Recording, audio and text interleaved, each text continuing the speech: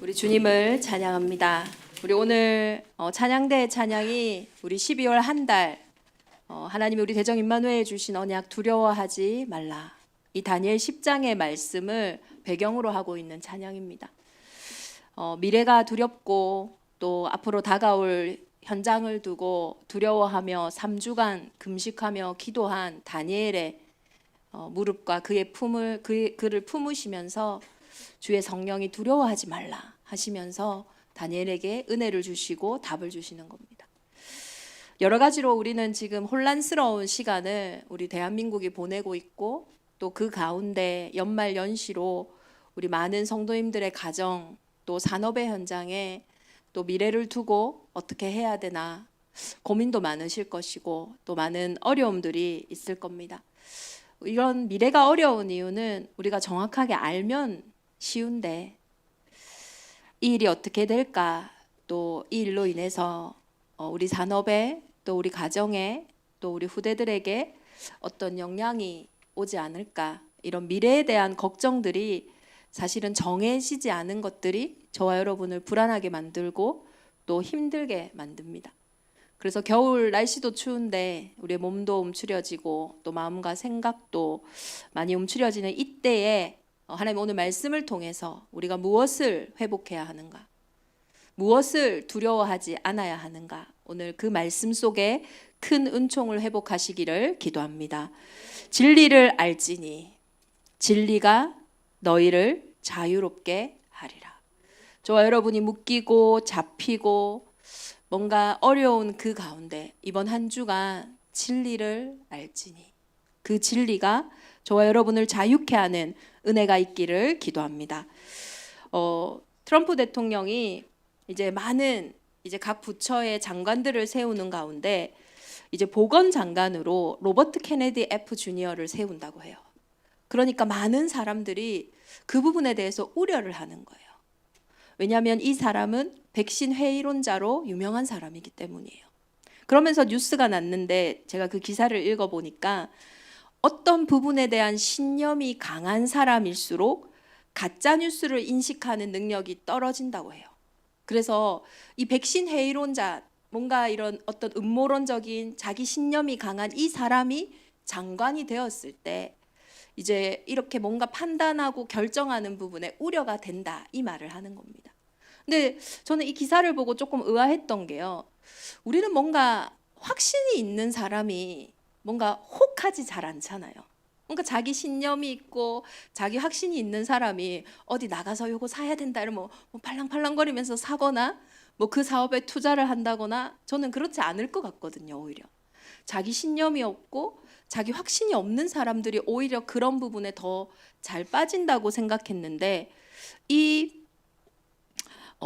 국제 학술지에 실린 이 기사에 따르면은 오히려 자기 확신이 강한 사람들이 이 가짜 뉴스 같은 걸 인식하지 못하고 오히려 그것에 더 빠져들어서 자기만의 것으로 만들다고 하는 거예요.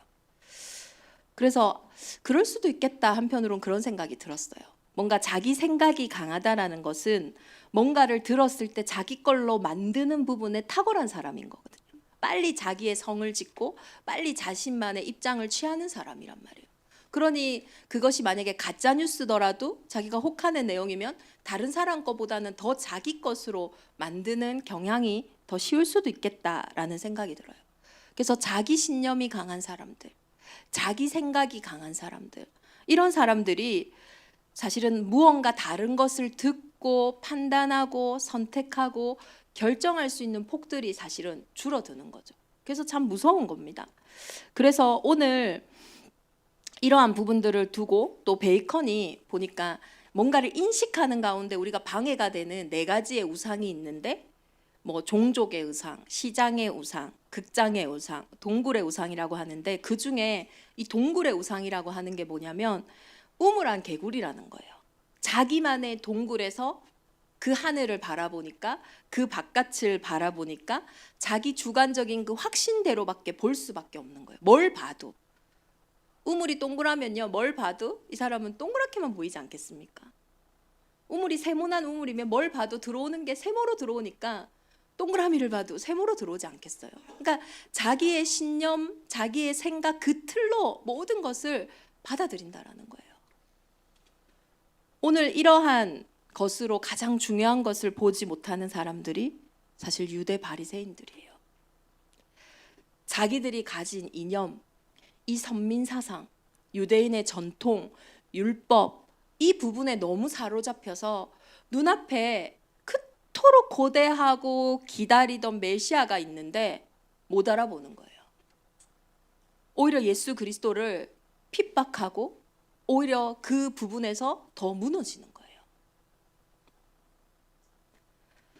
뭐 그냥 우리가 쇼핑하는 거, 그냥 조금 뭐 하나를 선택하고 결정하는 거 이런 거면 괜찮은데 이 우상이 결국은 우리가 보지 못하는 이 신념이 죽고 사는 문제, 내 인생에 생명과 관계되어 있는 문제이기 때문에 이게 더 무서운 거라는 겁니다.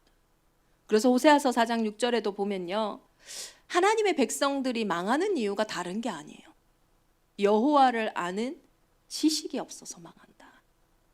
구약시대의 지식은 이 그리스도를 말하거든요. 그러면 이 내 백성이 이 뭔가 영적인 사실을 아는, 해답을 아는 그게 없어서 망한다. 저와 여러분이 다른 것 때문에 망하진 않아요. 하나님 자녀는 진짜 하나님 저와 여러분에게 허락하시는 현장을 우리가 어떻게 보고 어떻게 확인하냐, 그게 가장 중요한 연말연시고 오늘의 시간표라는 거예요. 우리 후대들이 나가야 되는 앞으로 사회 뭐 어떻게 해야 됩니까? 지금 누구의 편을 들어야 되고 누구의 길에 서야 되고 무엇을 해야 됩니까?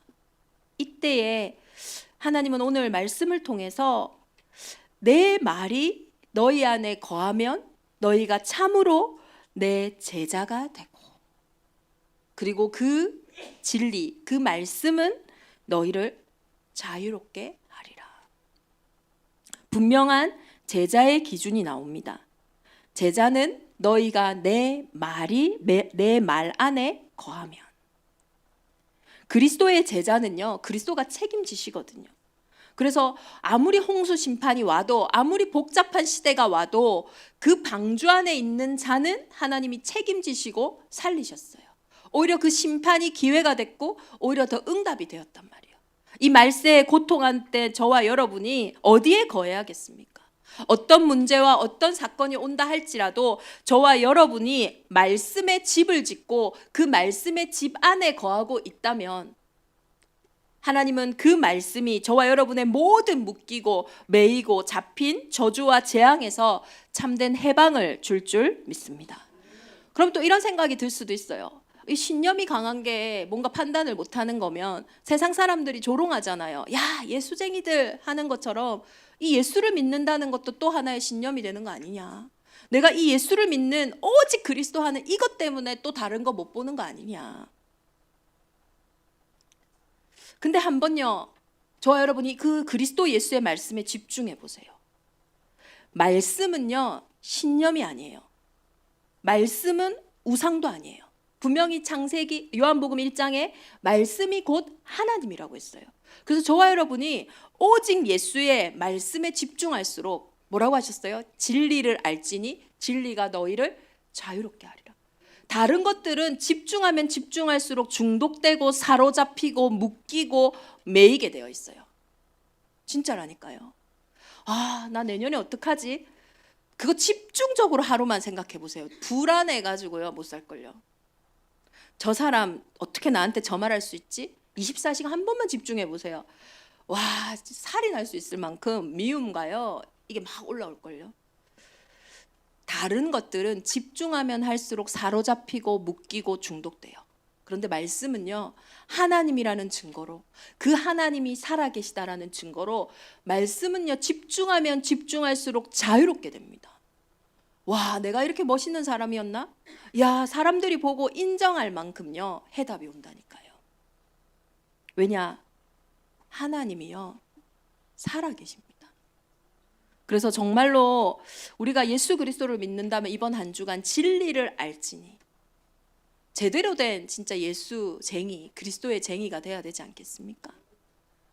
그렇다면 진리가 뭡니까? 오늘 요한복음에서는 진리를 이론이 아닌, 우상이 아닌 예수님이라고 말하고 있어요. 그래서 오늘 이 말씀을 이렇게 바꿔도 뭐 문제가 없습니다. 예수를 알지니 그 예수 그리스도가 너희를 자유롭게 하리라.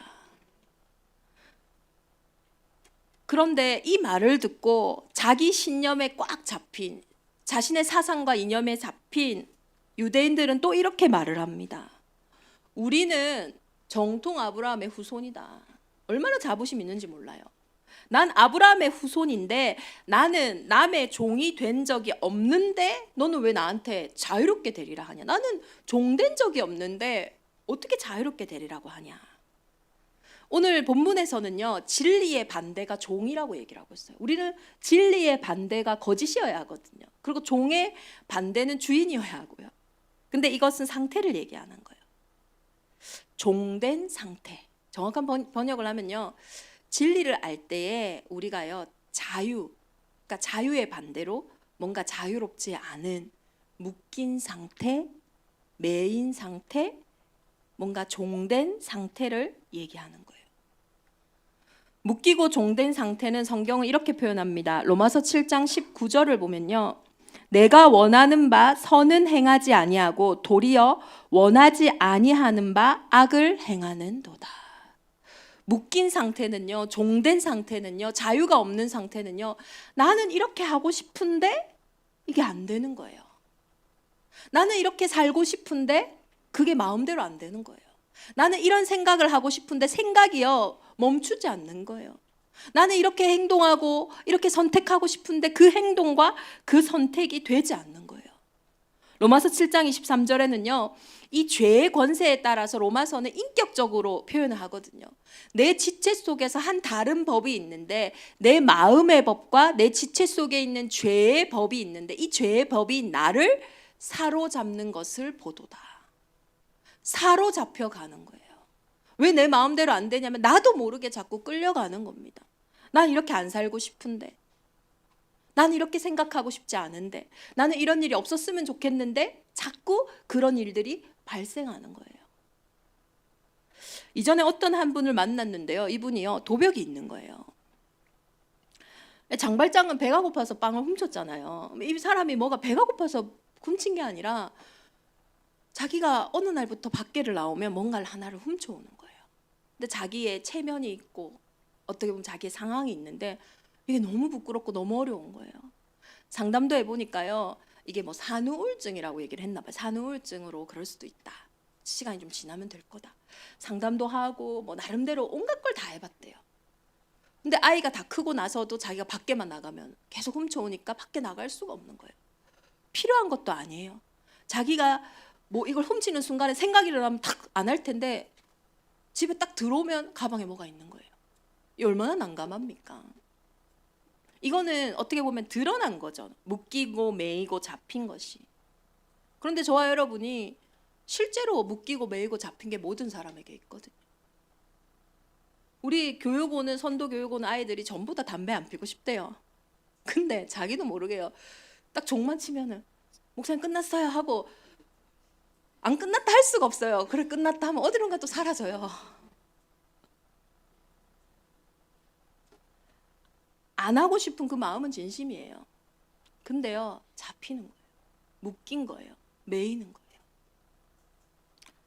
특별한 사람만 그렇습니까? 저와 여러분이 죄의 종되었다라는 증거가 뭐냐면 우리 아이들, 공부 잘하고 싶은 아이들밖에 없어요. 우리 오랜만에 리에리가 왔는데 공부 못하고 싶은 마음이 없잖아, 리에라. 모든 학생들은요, 공부 잘하고 싶어요. 근데 안 돼요. 어느 남편이, 어느 아버지가 돈 안 벌고 싶습니까, 여러분? 다 돈 벌고 싶어요. 안 돼요. 그게요, 내 마음과 내 생각에 사실은 원하는 대로 내가 가지 못하는, 자유하지 못하는, 이것이요, 모든 사람이 죄를 범하였음에 하나님의 영광에 이르지 못하더니. 우리가 참 내 인생을 살아가는 자유인 같으나 사실 많은 부분들을 우리가 오늘 말씀 앞에 점검해 보면 나는 종이지 사실 자유롭지 않은 부분이 너무 많아요. 그렇다면 우리가 왜 이렇게 진리에 서지 못할까요? 다시 말해서 진리에 서서 자유하면 되는데 왜 우리가 이렇게 자유롭지 못할까요? 오늘 본문에서는요, 유대인들이요, 왜 자유롭지 못하냐? 스스로 자유롭지 못한 부분을 자각하지 못하기 때문이에요. 나는 종된 적이 없는데 무슨 종이냐? 유대인이 종 안 돼 있습니까? 이때 당시에 로마에 속국돼 있었어요. 그 이전에는요, 아수르, 바벨론 다 포로돼 끌려갔어요. 그래 놓고는요, 난 종된 적이 없는데 무슨 종이냐? 목사님, 난 종 아닙니다. 나는 하고 싶은 대로 할 수 있습니다. 스스로요, 인정이 안 되는 거예요. 진짜 복음을 안다는 거는요, 우리가 죄가 인정이 돼야 되고 죄인이 돼야지 의인이 되죠. 지옥 배경을 알아야 천국 배경을 누리죠. 사단의 종된 부분을 알아야 내가 하나님 자녀의 권세를 누리죠. 죄인이 아닌데 어떻게 의인이 되겠어요? 그래서 복음을 아는 거는 영적인 문제를 아는 건데, 이 영적인 문제의 특징이 뭡니까? 인정이 안 되는 거예요. 내가 언제 종되었냐? 로마에 속국되어 있으면서도 자기의 생각과 신념에 집을 짓고 그 안에 딱 숨어서 나는 그런 적이 없다. 괜찮을 거야. 지나갈 거야. 사로잡혀 있다니까요. 그러니 본인은요, 이해가 안 돼요. 나는 문제가 없는데 왜 이런 일이 일어났어? 그러니까요, 영적인 문제의 대부분의 특징이 뭡니까? 억울한 거예요. 나는 억울해 죽겠는 거예요. 그러니 화살이요, 이게 내 문제고 이게 진짜 죄의 문제고 영적인 문제인 줄 알면은 예수님처럼 멈추어 기도하는 시간을 가질 텐데 이 손가락이 어디로 갑니까? 남한테 가는 거예요. 네가 그러니까 내가 이랬지. 누가 이러니까 내가 이렇게 하지. 나도 나를 보호하려니 이럴 수밖에 없어. 나도 모르게 또 다른 집을 짓고 있는 거예요. 억울한데 너무 답답한데 이것이 사단의 일이라는 증거가 뭡니까? 삶이요, 다람쥐 쳇바퀴 돌듯이 계속 끌려가는 거예요. 조금 힘들어도 조금 억울해도 사는 게 낫지 않습니까? 조금 내가 위로가 되고 조금 괜찮다고 종대 가는 것보다는. 근데요, 이 유대인들이요, 계속 종이 된 그 상태 속에 있는 거예요. 그 이유가 진리를 떠나 있으므로. 그래서 그러나 내 말이 너희 안에 있을 곳이 없다. 어쩌면 너희는 이렇게 깨닫지도 못하냐? 어쩌면 너희는 내 말을 들을 귀가 없냐? 나는 안다. 너희는 너희 아비 마귀에게 났으니 너희 아비의 욕심대로 너희도 행하고자 하느니라. 그는 처음부터 살인한 자요, 진리가 그 속에 없으므로 진리에 서지 못하고 거짓을 말할 때마다 제 것으로 말하나니 이는 그가 거짓말쟁이요 거짓의 아비가 되었습니다. 사단은요, 다르게 역사하는 게 아니에요. 저와 여러분이 진리만 알지 못하도록, 진짜만 깨닫지 못하도록, 깨닫는 순간 끝나는데, 아는 순간 끝나는데요, 그것만 알지 못하도록, 그 내가 묶이고 매이고 잡힌 그 힘듦과 어려움 속에 숨어서요, 절대 정체를요 드러내지 않는 거예요. 그게 광명의 천사 아닙니까? 천사처럼 하는데 도둑질하고 속이고 멸망시키는 거예요. 그 결과 예수님 말씀하시잖아요. 내가 진리를 말함으로 너희가 나를 믿지 아니하는도다. 예수님이 진리를 말씀하심으로 안 믿는 거예요. 저와 여러분의 인생의 문제가 우리가 묶인 가운데, 매인 가운데 우리가 정확하게 진단한다면 해결이 되는데 이 진단을 거부하는 거죠. 어둠은 진리를 거부합니다. 그러니까 계속 헛수고하는 거예요. 마태복음 12장 28절 29절에는요, 강한 자를 결박하지 않고는 그 집의 세간을 늑탈할 수 없거든요. 저와 여러분의 인생이 정말 회복되기 위해서는, 정말로 우리의 인생이 돌아오기 위해서는 그 강한 자가 무너져야 되는데 그 강한 자가 묶고 매이고 잡힌 것으로, 그래서 무슨 문제인지 모르는 그걸로요 계속 끌려가게 만드는 거예요. 그래서 우리는 답이 없기 때문에 오늘 진리 대신 예수님이 오셔서요 말씀하시는 거예요. 진리를 알지니 진리가 너희를 자유롭게 하리라.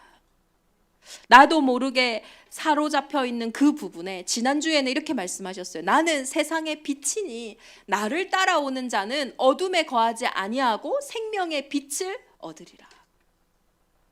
그래서 우리가 어둠 속에서 이 어둠이 뭐냐 이게 중요한 게 아니에요.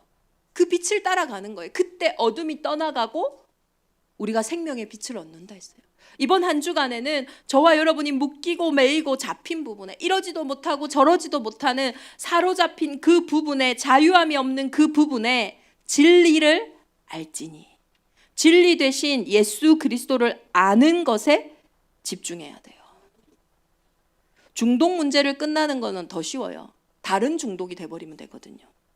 이 땅에 그 어떤 중독도 묶이고 매인 것도요. 다른 것으로는 끝낼 수가 없어요. 그래서 하나님이 예수 그리스도를 이 땅에 보내셨어요. 우리가 예수 그리스도께 사로잡히는 그때요. 어느 순간 내가 자유함을 얻고 있는 거예요. 그래서 진리를 안다 이 말은요. 히브리어로 야다라고 하는데 성경에 900번 이상 나와요. 되게 중요한 단어입니다.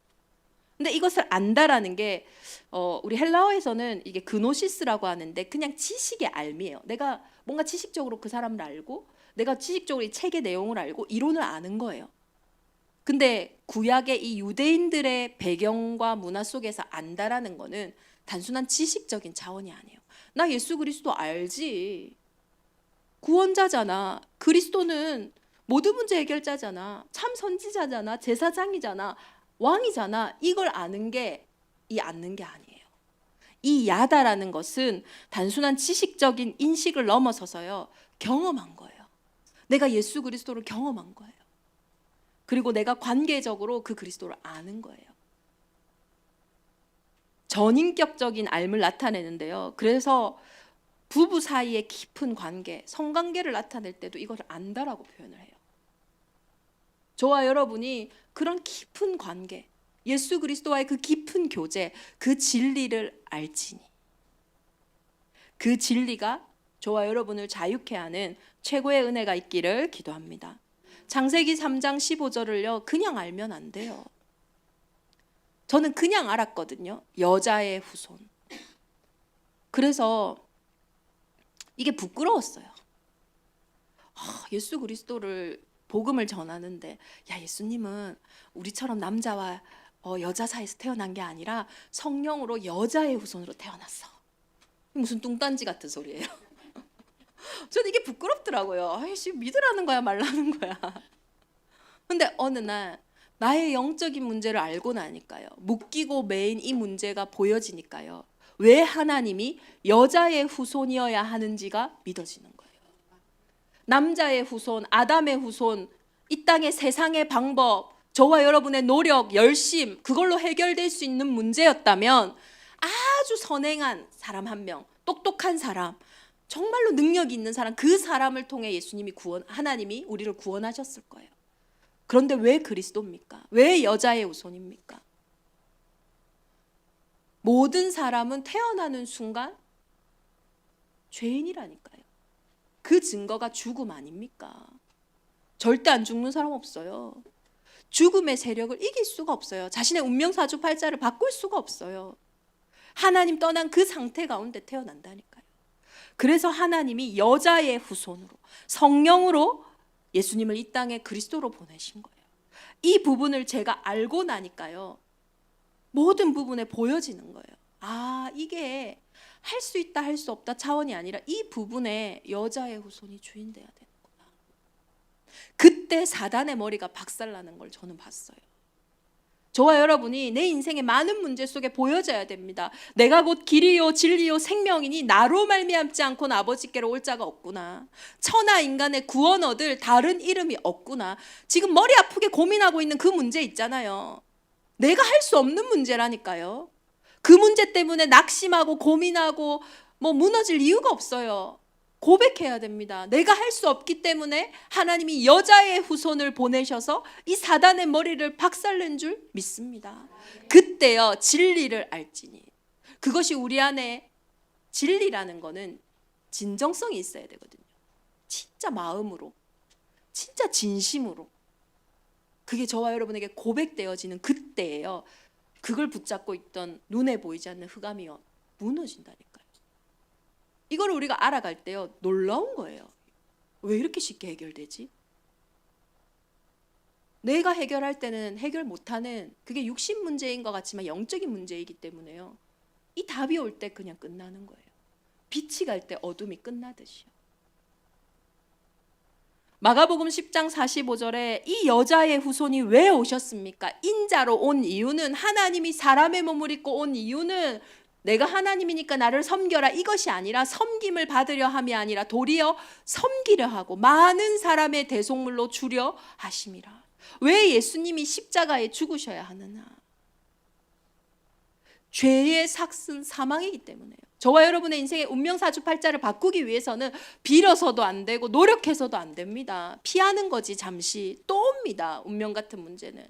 그 죄의 근원이 끝나야 돼요. 그래서 예수님은 십자가에서 죄 없는 그분이 죽으심으로 저와 여러분의 인생의 근원적인 문제를 끝내신 거예요.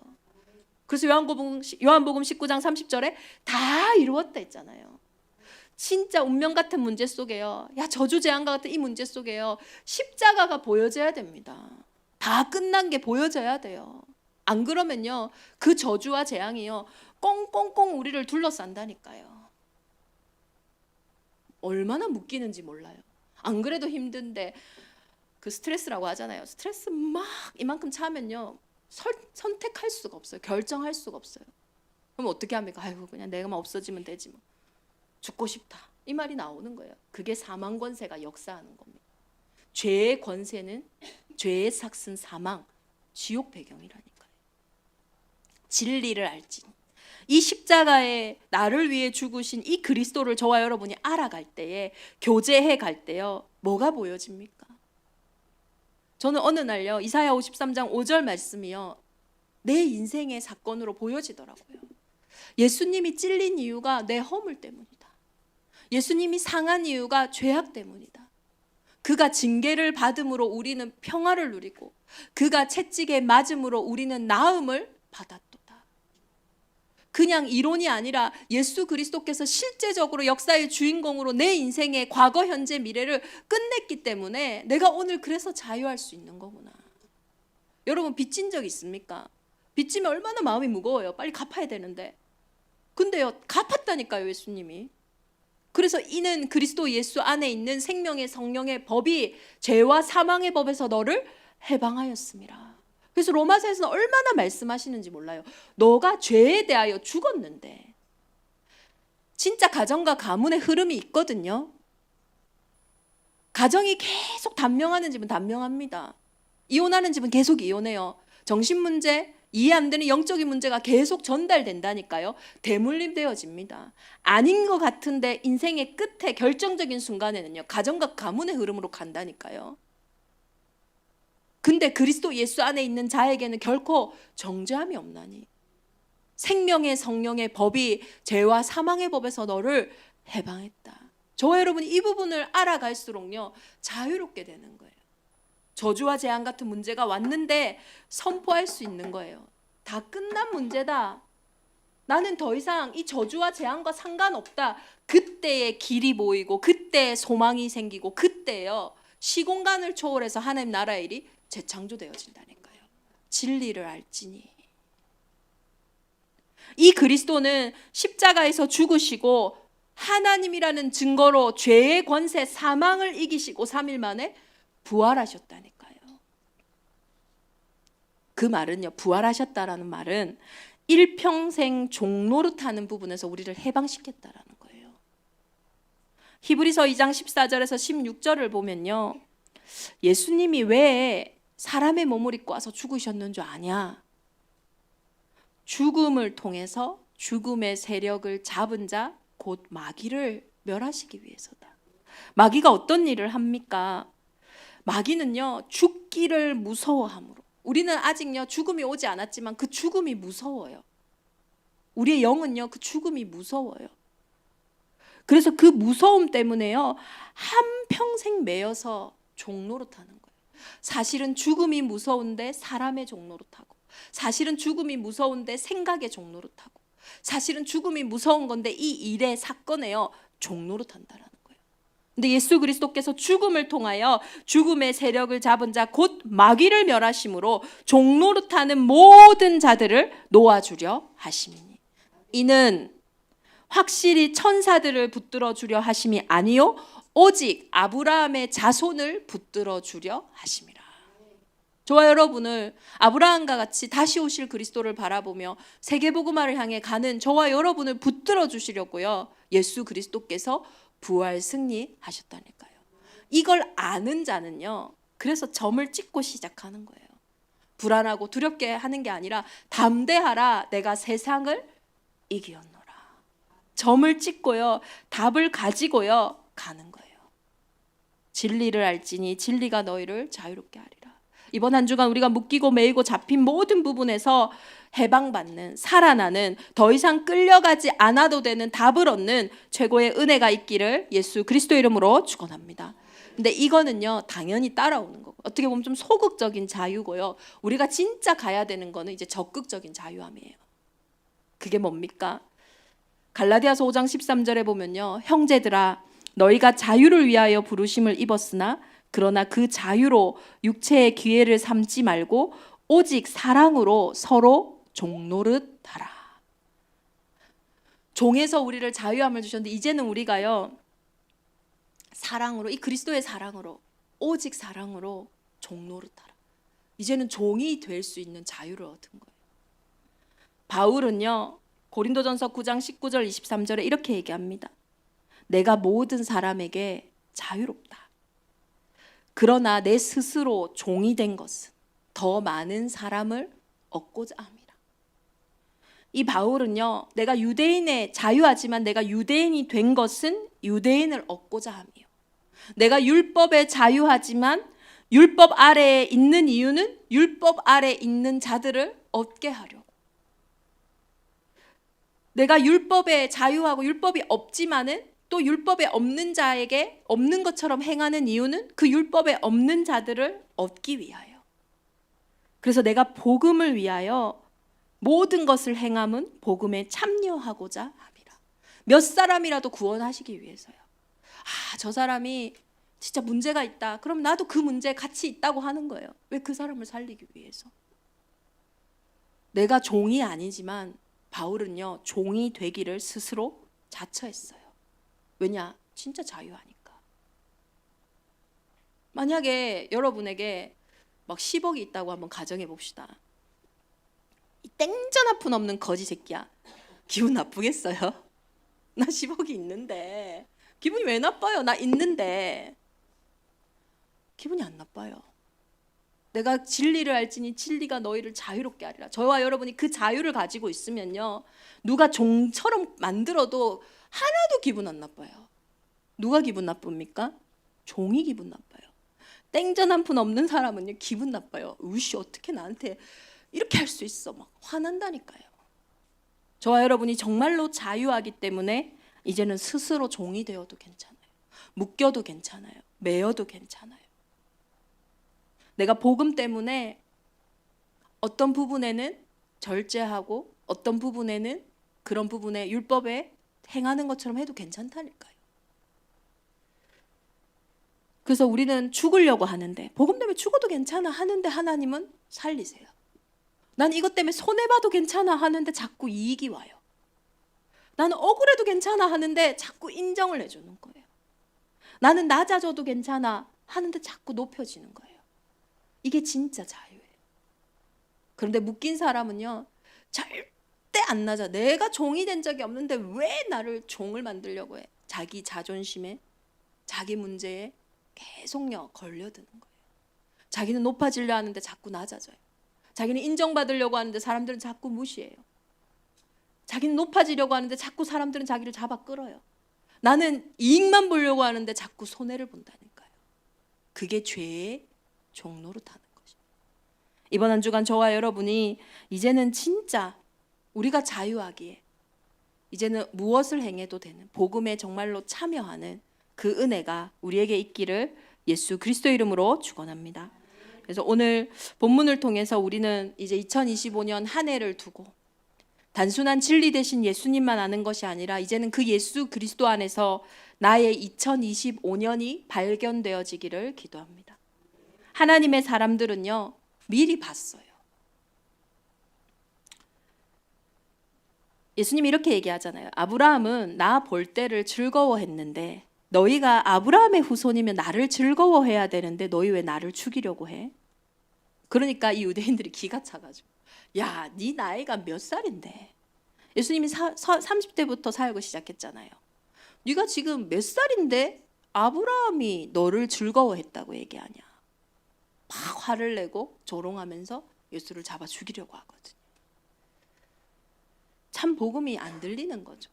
이 예수가 어떻게 그리스도가 되셨는지 모르는 거죠. 아브라함은요, 예수 그리스도가 오실 때를 알고 즐거워했어요. 그래서 창세기 18장 17절에 보면요, 여호와께서 이르시되 내가 하려는 것을 아브라함에게 숨기겠느냐, 알리셨어요. 하나님 언제 일하십니까? 저와 여러분이 아는 날 일하기 시작하세요. 이 일이 무슨 일인지를 아는 날, 이 일을 통해 하시고자 하는 절대 계획을 아는 그때에 하나님이 묶이고 매이고 잡힌 모든 부분에서 일하기를 시작하세요. 그전에는요, 안 풀립니다. 묶여 있어요. 아브라함에게 무슨 일을 하려는지 아브라함이 알았어요. 아, 나를 통해서 천하 만민이 복을 받기를 원하시는구나. 그 가나안에 그리스도가 오실 그 땅으로 향하는 그곳에 하나님은 내 인생을 복의 근원으로 일하시려고 하는구나. 그거 아는 순간 아브라함은 조카 롯을 과감히 떠나보냈어요. 자신의 묶인 부분, 자식이 없으면 어떡하지? 이 유업을 이을 자가 없으면 어떡하지? 그 부분에요, 과감히 떠나보냈다니까요. 2025년 한 해를 두고 아브라함에게 자신의 할 일을 알리신 것처럼 하나님은 저와 여러분에게 다시 오실 그리스도 그 세계복음화의 언약 속에 우리에게 미리 알게 하신 것이 있다니까요. 그래서 우리는 다니엘과 같이 이 미래를 모르는 캄캄함 속에 미래의 주인공 되신 그리스도 앞에 뜻을 정하는 겁니다. 다니엘이 새 1회 동안 21일간 금식하며 하나님의 뜻을 알기를 정하는 그때에 하나님은 다니엘에게 정확한 언약으로 대답하셨어요. 이번 주 수요일부터 시작되어지는 딱 12월 31일까지 이제 21일간 남았어요. 수요일부터 2024년 한 해를 마무리하고 한 해를 시작하면서 저와 여러분이 뜻을 정하는 거예요. 이제는 정말로 진리를 알지니 하나님, 내가 진리로 시작하겠습니다. 이제는 내 수준, 내 기준, 내 방법으로 시작하는 것이 아니라 진리를 알지니 그 진리로 시작하는 현장들마다 참된 자유함이 회복되어지기를 예수 그리스도 이름으로 축원합니다. 우리 주신 말씀 붙잡고 이 시간 함께 기도하겠습니다. 우리 언약 공동체의 기도입니다. 첫 번째로 나의 종된 부분에 예수 그리스도의 진리를 선포하여 자유케 되는 한 주간 되게 하여 주옵소서.